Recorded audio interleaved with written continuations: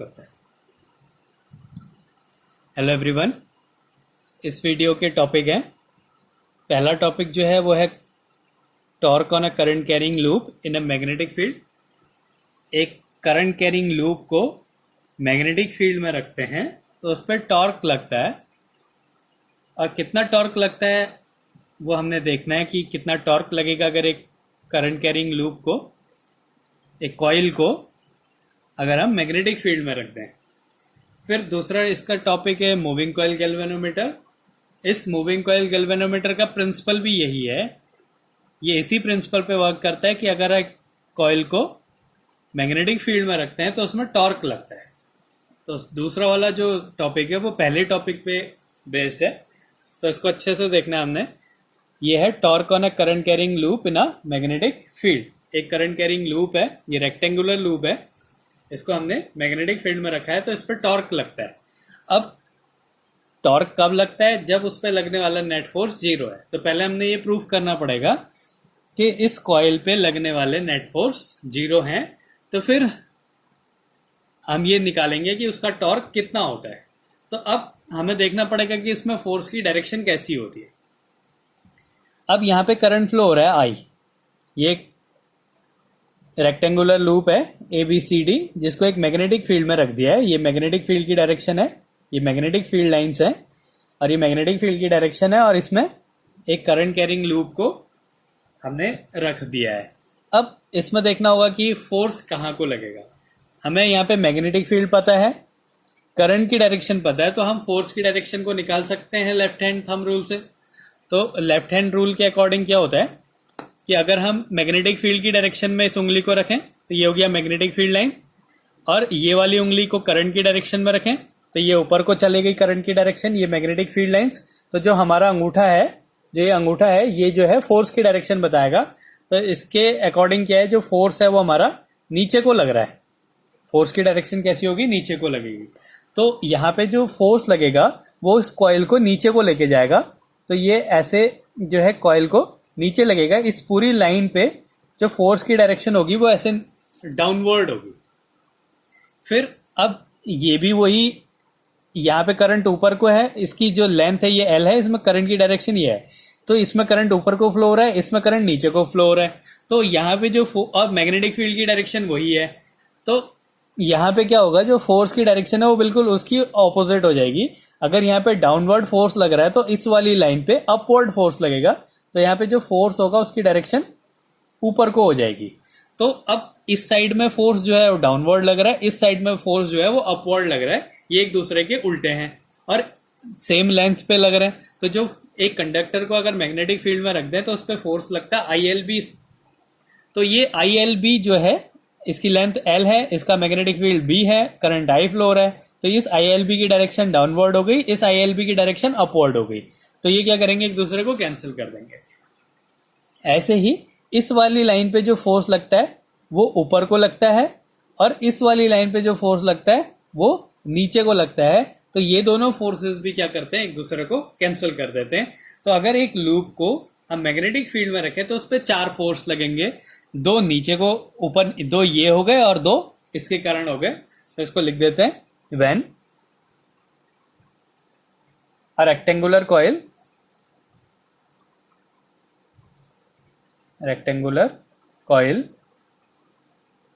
ABCD placed in a magnetic field,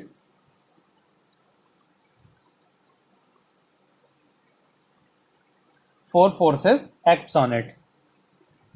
4 forces acts on it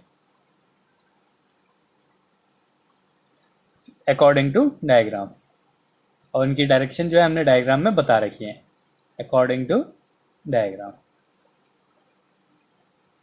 ये हो गया। अब कौन कौन से फोर्स लग रहे हैं? एक फोर्स लग रहा है AB साइड में जिसकी डायरेक्शन है इनवर्ड, और ये कैसा है, अपवर्ड है।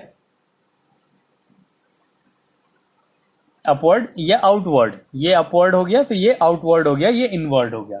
तो FAB इसकी डायरेक्शन है इनवर्ड, ये इक्वल है FCD के। और इसकी डायरेक्शन है आउटवर्ड। इनवर्ड हो गया और ये आउटवर्ड हो गया। ऐसे ही इस BC पे जो है फोर्स लग रहा है ऊपर को F, BC इसकी डायरेक्शन है अपवर्ड, और ये इक्वल हो गया F नीचे वाली के TA, और इसकी डायरेक्शन है नीचे को डाउनवर्ड। ये दोनों की इस पे जो फोर्स लगेगा ILB लगेगा, और ये वाली की लेंथ B है, ये लेंथ L है, तो फोर्स हो गया ILB। यहाँ पे हो गया IBB इस वाली साइड पे फोर्स, और ये दोनों फोर्सेस एक दूसरे को कैंसिल कर देंगे, ये वाला और ये वाला फोर्स एक दूसरे को कैंसिल कर देगा, इसलिए इसका जो नेट फोर्स है वो क्या हो गया, 0 हो गया। तो इससे हमें क्या मिला, नेट फोर्स इक्वल्स टू 0। तो अगर फोर्स 0 है और ये कॉइल घूमे तो इसका मतलब क्या है, इस पे टॉर्क लग रहा है, hence torque acts on it. Torque acts on it, इसका मतलब क्या है, इस पे एक टॉर्क लग रहा है। और टॉर्क कैसे निकालते हैं, torque equals to force into perpendicular distance, force into perpendicular distance. अब कौन सा फोर्स जो है इसको घुमा रहा है, इसको घुमा रहा है, जैसे ये कॉइल है इसको ये दोनों फोर्सेस घुमा रहे हैं, ये ऊपर नीचे वाले फोर्स तो एक घुमा नहीं सकते, तो ये कौन सा, एक ये जो फोर्स है AB और एक ये जो फोर्स है CD, इसके कारण क्या है, कॉइल घूम रही है। ये जो दो फोर्सेस लग रहे हैं ये इसको घुमाते नहीं है, तो ये दो फोर्सेस के कारण घूम रहा है। और इन दोनों फोर्सेस के बीच की ये एक लाइन ये है, तो इस दोनों फोर्सेस के बीच की जो डिस्टेंस हो गई ये हो गई।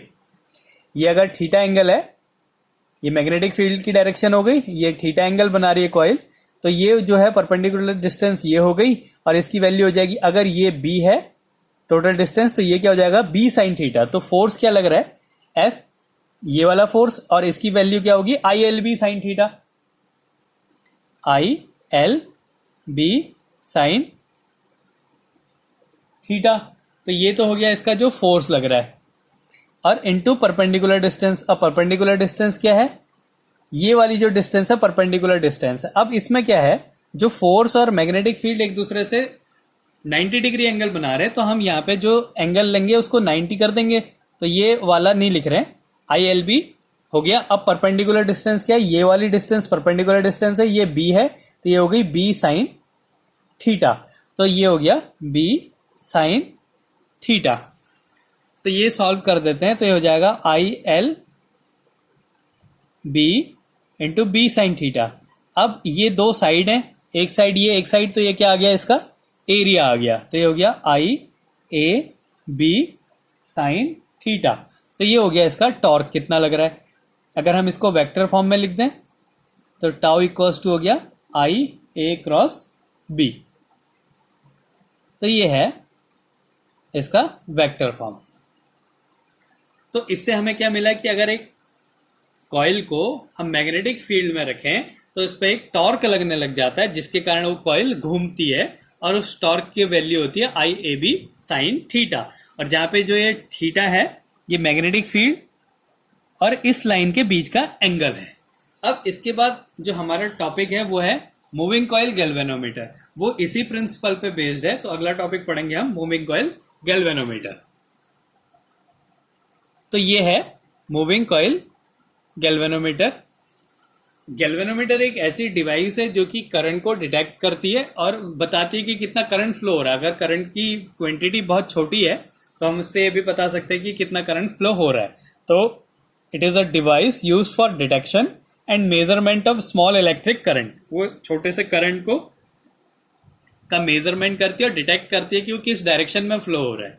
ये भी बता सकती है कि किस डायरेक्शन में फ्लो हो रहा है। इसका प्रिंसिपल क्या है, ये वही टॉर्क के प्रिंसिपल पे बेस्ड है। When electric current flows in a coil placed in a magnetic field, जैसे हमने वहां पे करा था, एक कॉइल को मैग्नेटिक फील्ड में रख दिया था और उसमें एक करंट फ्लो करा और deflecting torque act on the coil, उसके कारण क्या होता है, उसमें एक टॉर्क लगता है। तो ये क्या है, इसका प्रिंसिपल है। अब इसका डिस्क्रिप्शन कैसा है, इसका डायग्राम क्या है। तो इसमें क्या होता है, एक कॉइल जो है ये दो मैग्नेट, ये मैग्नेट है, दोनों सिलेंड्रिकल मैग्नेट्स हैं, सिलेंड्रिकल मैग्नेट्स। ये एक कॉइल को, रेक्टेंगुलर कॉइल को सिलेंड्रिकल मैग्नेट्स के बीच में रख दिया जाता है, जिसके कारण क्या होता है, ये घूमता है, ये घूमता है तो इसके, इस कॉइल से क्या करते हैं, निडल लगा देते हैं, और ये एक इंडिकेटर है, इसके घूमने के कारण क्या होता है, ये करंट को डिटेक्ट करता है, उसकी रीडिंग देता है। फिर क्या करते हैं, इस कॉइल को, एक फ्रेम है, इस फ्रेम में नीचे एक हेयर स्प्रिंग लगी है, बहुत पतली सी स्प्रिंग होती है, और ऊपर एक फॉस्फर ब्रॉन्ज लगा दिया जाता है, जो कि क्या होता है, जब ये घूमती है कॉइल तो ये निडल घूम के यहां पहुंच जाती है। उसके बाद क्या होता है, जब हम करंट को छोड़ देते हैं तो क्या होगा, ये वापस से अपनी पोजीशन पे आ जाती है। इसके कारण इसमें एक डिफ्लेक्टिंग टॉर्क लगता है, रिस्टोरिंग टॉर्क लगता है। जैसे इसमें करंट फ्लो करा तो क्या होगा, ये कॉइल घूमने लग जाएगी, घूमने लग जाएगी तो ये निडल जो है मैक्सिमम अपना डिस्टेंस पे आ जाएगी। फिर क्या होगा, करंट को हम हटा देंगे, तो करंट को हटा देने के बाद क्या होगा, इसमें एक रिस्टोरिंग टॉर्क लगता है। ये स्प्रिंग और ये जो फॉस्फर ब्रॉन्ज है, ये क्या करता है, इसको वापस लेके आता है अपनी पोजीशन पे। तो इसका काम होता है कि उस पर रिस्टोरिंग टॉर्क लगाएं, और ये क्या होता है, इलेक्ट्रिसिटी इसमें फ्लो होने के कारण, करंट फ्लो होने के कारण क्या होता है, इसमें एक टॉर्क लगता है। अब इसका डिस्क्रिप्शन क्या है, a coil on spring and phosphor bronze strip in a frame. एक फ्रेम में एक कॉइल है जो कि किस पे है, एक स्प्रिंग पे है और एक फॉस्फर ब्रॉन्ज पे है। दूसरा क्या है इसका पॉइंट, सिलेंड्रिकल शेप मैग्नेट। ये क्या है, दो सिलेंड्रिकल शेप मैग्नेट है। एक इंडिकेटर होता है टू शो रोटेशन या डिफ्लेक्शन को बताता है, इंडिकेटर टू शो रोटेशन या डिफ्लेक्शन। अब क्या होता है, due to cylindrical magnets radial magnetic field is created inside the magnets. इसके अंदर क्या होता है, एक रेडियल मैग्नेटिक फील्ड बन जाता है, जिसके कारण क्या होता है, ये घूमने लग जाती है। जैसे हमने पहले वाले में पढ़ा था, उस पर सारे फोर्सेस जीरो हो जाते हैं, जिसके कारण वो घूमती है और उसमें एक टॉर्क लगने लग जाता है। Therefore torque tau equals to NIAB, ये हमने पहले निकाला। अगर उसमें n कॉइल्स होती है, वहां पे हमने सिंगल कॉइल के लिए लिया था IAB, अगर उसमें n टर्न्स हैं तो क्या हो जाता है, टॉर्क की वैल्यू NIAB हो जाता है। फिर क्या होता है कि ये जो डिफ्लेक्टिंग टॉर्क होता है, ये रिस्टोरिंग टॉर्क के इक्वल होता है, क्योंकि वो वापस अपनी पोजीशन पे आता है इन दोनों के कारण। तो ये जो डिफ्लेक्टिंग टॉर्क होता है, ये रिस्टोरिंग टॉर्क के इक्वल होता है due to phosphor bronze and spring.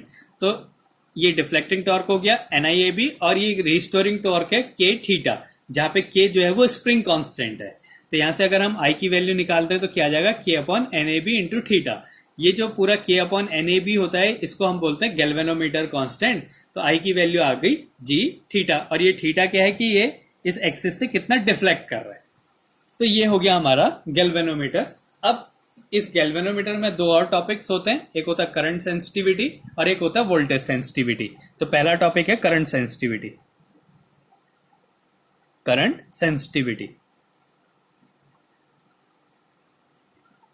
Current sensitivity ये होता है deflection produced in A galvanometer with a unit current flows through it. इसकी डेफिनेशन है, डिफ्लेक्शन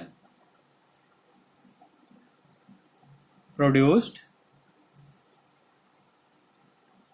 in galvanometer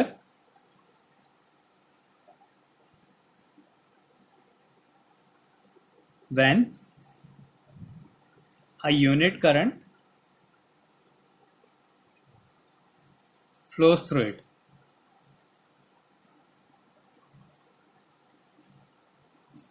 ये हो गया, इसको IS से रिप्रेजेंट करते हैं, theta upon deflection upon current, theta upon I हो गया।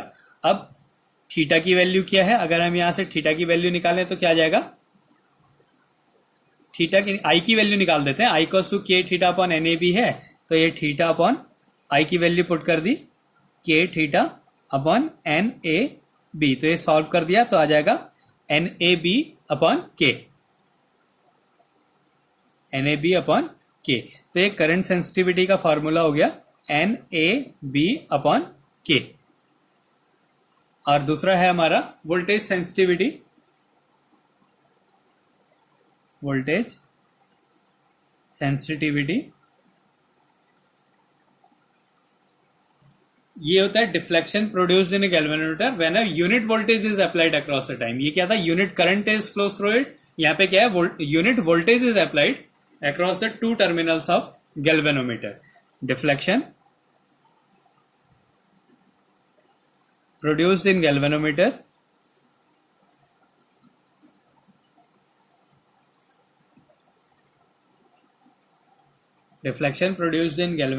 when a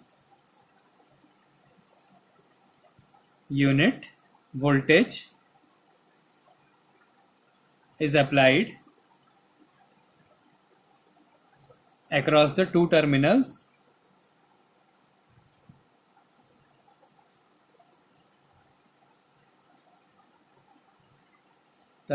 of galvanometer. तो ये हो गया I V equals to theta upon voltage. तो ये theta upon voltage V equals to होता है आई आर. अब आई की वैल्यू पुट कर देते हैं. थीटा अपॉन आई की वैल्यू है K theta upon N A B. K theta upon N A B into R. ये कैंसिल हो गया तो इसकी वैल्यू आ गई N A B upon K R. यहां लिख देता हूं N A B upon K R. तो ये हो गया इसका वोल्टेज. तो ये वोल्टेज सेंसिटिविटी है तो वी एस के इक्वल है. Voltage sensitivity V S equals to N A B upon K R. तो ये हो गई इसकी करंट सेंसिटिविटी और वोल्टेज सेंसिटिविटी. अब इसके बाद एक क्वेश्चन ये पूछा जाता है कि कब जो है गैल्वेनोमीटर ज़्यादा सेंसिटिव होगा, कब वो अच्छी रीडिंग देता है. तो वोल्टेज जो गैल्वेनोमीटर होता है उसकी सेंसिटिविटी बढ़ानी है तो क्या करना होता है, उसका नंबर ऑफ टर्न्स इंक्रीज करने. ये दोनों में क्या है, वोल्टेज सेंसिटिविटी और करंट सेंसिटिविटी जो दो हैं ये नंबर ऑफ टर्न्स के डायरेक्टली प्रोपोर्शनल है, एरिया के डायरेक्टली प्रोपोर्शनल है और मैग्नेटिक फील्ड के डायरेक्टली प्रोपोर्शनल है और स्प्रिंग कांस्टेंट के इनवर्सली प्रोपोर्शनल है. तो अगर हमने सेंसिटिविटी को इंक्रीज करना है तो हमने उसके नंबर ऑफ टर्न्स, एरिया और मैग्नेटिक फील्ड को इंक्रीज करना है और उसका जो कांस्टेंट है स्प्रिंग कांस्टेंट उसको डिक्रीज करना है. तो इससे क्या कर सकते हैं हम, किसी गैल्वेनोमीटर की करंट सेंसिटिविटी को, किसी गैल्वेनोमीटर की सेंसिटिविटी को इंक्रीज कर सकते हैं. तो ये हो गया मूविंग कॉइल, गैल्वेनोमीटर और torque acting on a current carrying loop in a magnetic field.